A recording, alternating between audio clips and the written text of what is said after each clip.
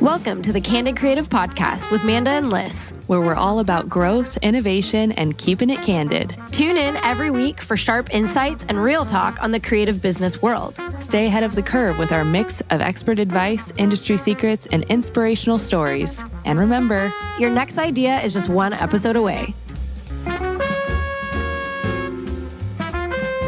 Okay, so we got a listener submission and we figured this would be an incredible little bonus topic to do a quick discussion on. So, Liz, you want to read it?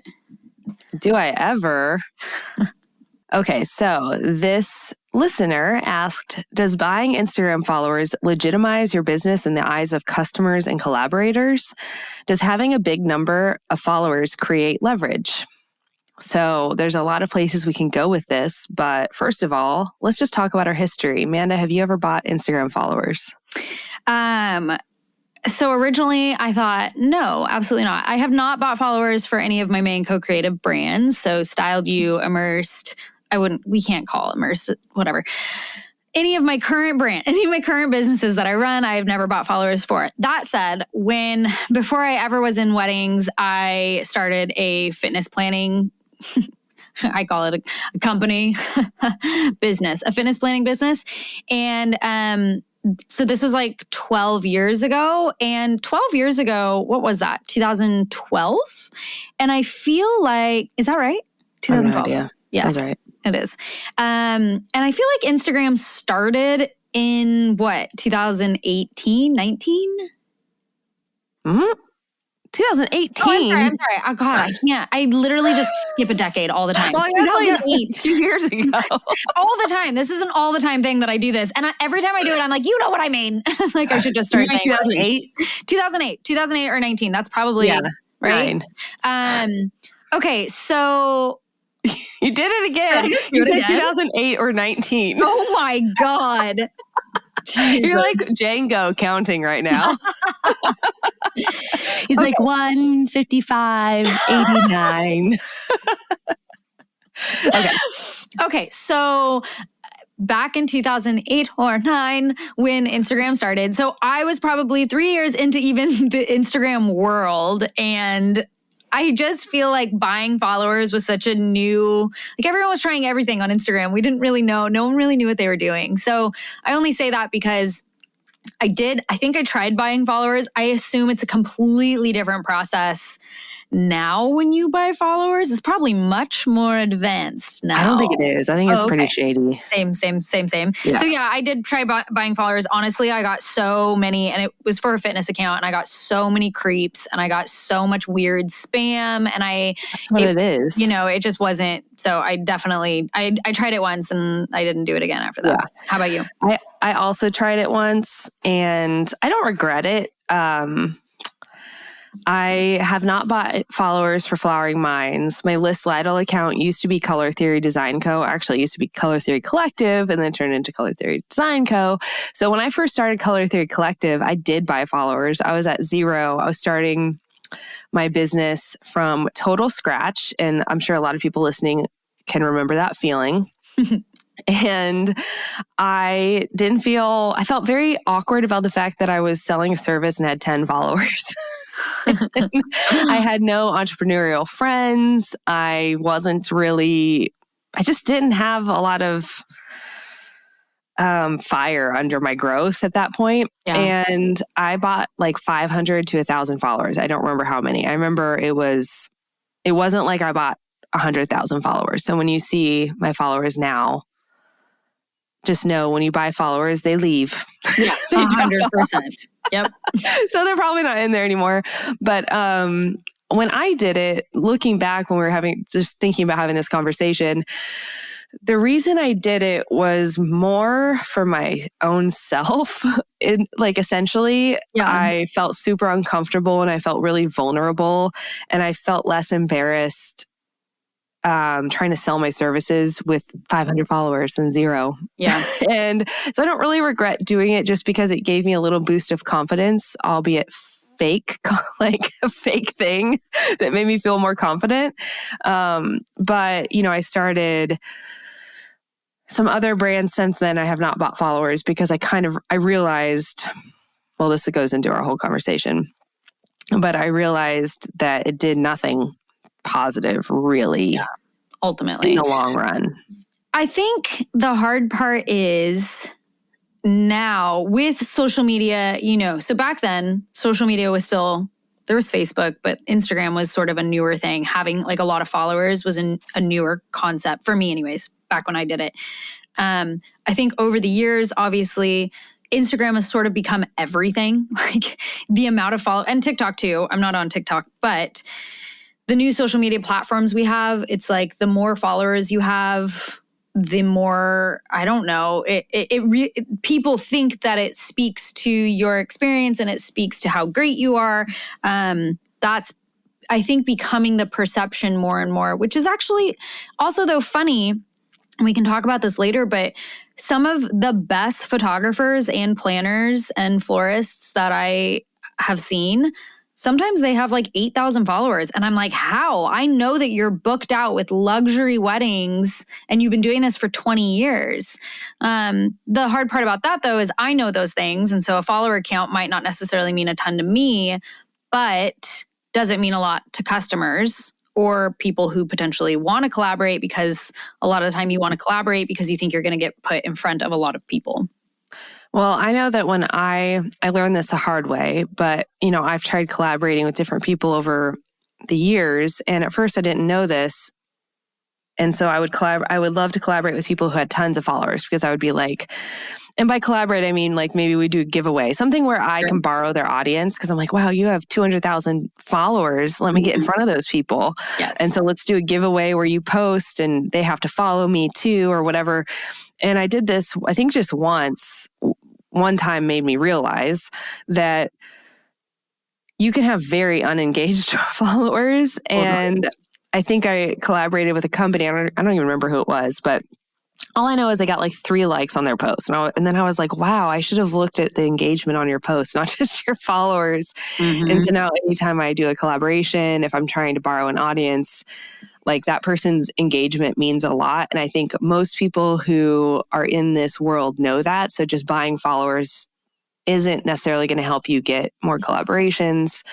It's not going to help you get, I know, what's it called when you like a sponsorship for a brand or whatever. Yep. Because they look at your engagement. So it kind of depends on what you're wanting to get from buying followers. Like if it'll make you feel better, fine, do it. I don't care. Yeah. But I don't know if it'll make you more money. I think I agree with that. Like people in the industry, for the most part, I think we know to go look at engagement and like counts and such and see if, I just had someone write me the other day asking if I wanted to be like a guest business coach or something. Do you get those a lot?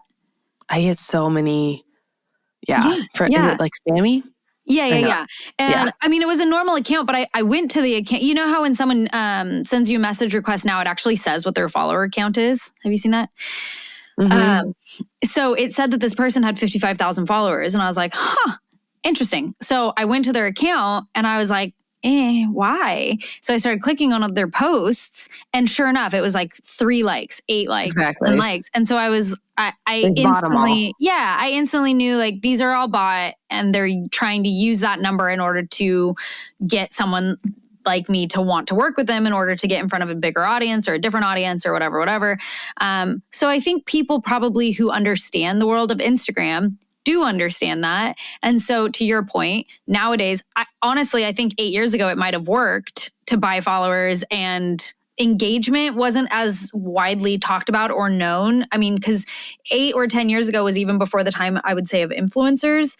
All of that to say, collaboration wise now, I don't think buying followers really does much for you. But then the question is, if you're trying to attract clientele and customers, will the average human who's just on Instagram, who isn't in the world of influencers and businesses and whatnot, they maybe don't know about engagement. So do we think buying followers, do we think that makes your business look established to customers?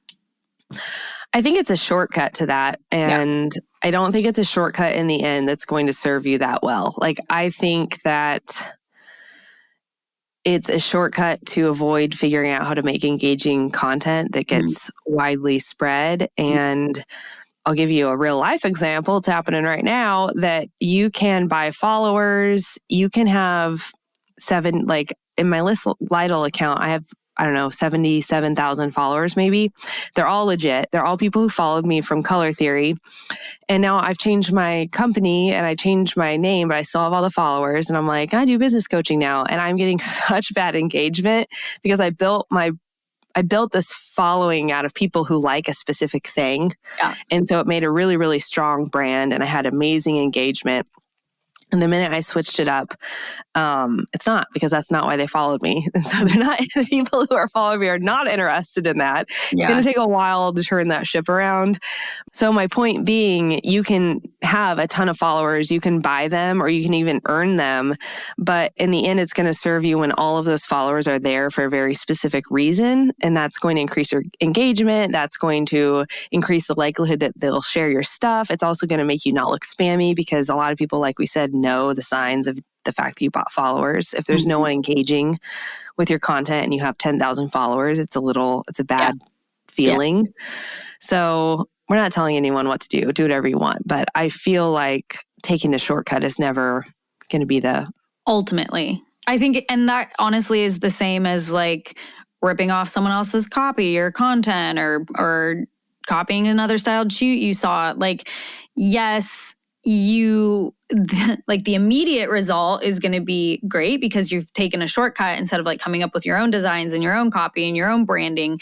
But ultimately, what kind of brand are you creating? What kind of business are you creating? And we're doing this, right, for longevity. We're not trying to just like fast track it and then, I don't know, in a week, our business goes down the toilet. That's not what we're all here for. We're all trying to create like an authentic business that's sustainable, that's successful in the long run. And so I think you also have to think and decide what values, I guess, kind of you want to build your business on, and what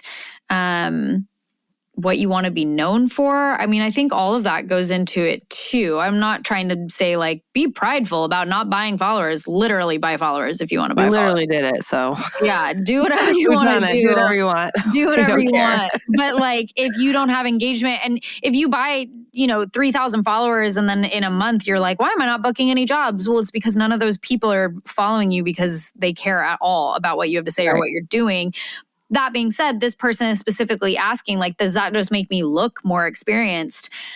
I don't know. I mean, to potentially to like couples or clients, yeah, it might. Honestly, I really don't want to say that it wouldn't, because I do think to like the naked eye or the untrained eye, there's a good chance that 50,000 followers looks more legit or more experienced, I would say, than someone with 10,000 followers. Yes. But this person who sent this in has around 3,500 followers. And in my opinion, for a local business, that's okay. Yeah. Like, to me, if your portfolio is solid and if you're getting inquiries, now, if you're hearing from people and they like are questioning that you're capable, or they're questioning, I think you can build a portfolio that speaks for itself and that you don't need that many followers. And especially if you have testimonials from past clients and a beautiful portfolio. I agree. I think that 3,500 followers is plenty to be a legitimate business. I do think if you're literally at 10 followers, like, that's questionable. But I also think it's not that. You probably have a contact list on your phone of friends that's more than 10 people. So text them and ask them to follow you. There's other ways to get fast followers. You've got plenty of people in your email, like just personal email, that you can ask to follow you, So I think we would probably advise as business coaches not to, but... Yeah, I don't think I would ever tell someone to do it. I think I would just say, just collaborate with a bunch of people and get your name out in front of as many people as you possibly can and build your following authentically and in front of people who actually want to see it, and just let it happen. Stop trying to take shortcuts to just put in the work. And I promise you'll be prouder of the outcome regardless. And I think that's more important than just someone maybe booking you because they think you're more experienced than you are because you have 20,000 followers instead of 20. And then you're kind of setting yourself up for failure too. And disappointment. Because if you we're not necessarily just talking to like florists or wedding planners, just all kinds of creative entrepreneurs listening. If you have like a new product that you want to come out with and you want to drop it on Instagram, if you bought a bunch of followers, you're going to have a really disappointing launch. Yes. But if you spent like time and energy instead to build a following that's really into what you create, it's really fun. Like your business becomes a lot more fun if you have even just 3,000 people who are really into what you create because they're so supportive. And, I've seen that for Flowering Minds. I built Color Theory / List Lidle, and kind of like it's changed over the years into a bunch of different things. So it's kind of like, the engagement's weird. But on Flowering Minds, I built that from the beginning as education for florists, never bought followers, and just had the same message over and over and over and over and over. And I get more engagement in that account than I've seen people who have like 200,000 followers. Totally. Because they haven't been as clear about their message. They haven't been as consistent. So I think it's so fun to build your followers when they're like completely on your side. Then you don't get those random comments, trolls. Just wanting to see your feet. Yeah. The feet freaks. You know how many DMs I've gotten since that podcast episode came out where people are like, now I'm just watching videos looking for your feet. I'm like, good, I'm glad this is the audience. They're like, now that you say it, I do really like your feet. No one has said whether they like them or not. They're just looking for them. Anyways, so that's our opinion.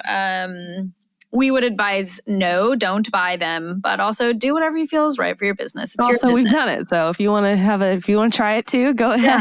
Go ahead. Let us know how it goes. After 6 months of it, we would it's all an experiment. As Alyssa said in one of our previous podcasts, this is all a big experiment. So if you feel like trying it out, just make sure you let us all know what the results are. It's not that big of a deal. It doesn't cost that much. Well, I don't know. I did it like 7 or 8 years ago, but who knows now.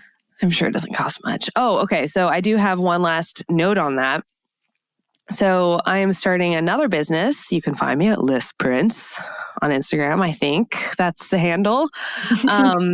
LYS Prince. And I have actually bought my followers, but I haven't bought followers at the same time. And that is because I've been posting and then I've been running ads to the account. So these ads are not directing people to a website because my website's not done yet, but it is directing them to my Instagram account. And I get around 30 to 50 new followers a day from doing that. So I'm not buying them. They're following me of their own free will. And I think I'm spending about $20 a day. So that's not that much. And I don't know. I guess it's all relative. You may feel differently about that, but $20 a day gets me followers every day. And I'm just doing that so when I launch, I'm not at zero, kind of like what we're talking about. But they're real people who have an interest in the account. So I know they're engaging, they're commenting. That's a good way to do that. Yeah, they're actually following you because they're wanting to see your content, but you are technically paying to get in front of them. That's probably a way better way of looking at it and doing it. And I'm boosting. I'm not actually running ads through the Facebook ads manager. I'm just boosting the posts from Instagram.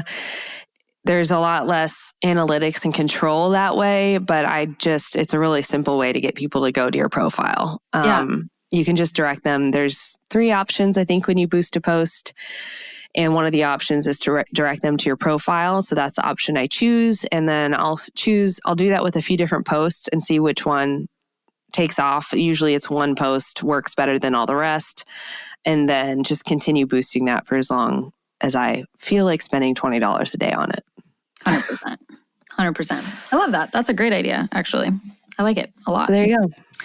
So there you go. Go follow List Prince. Yep, List Prince. I just checked. That is your handle.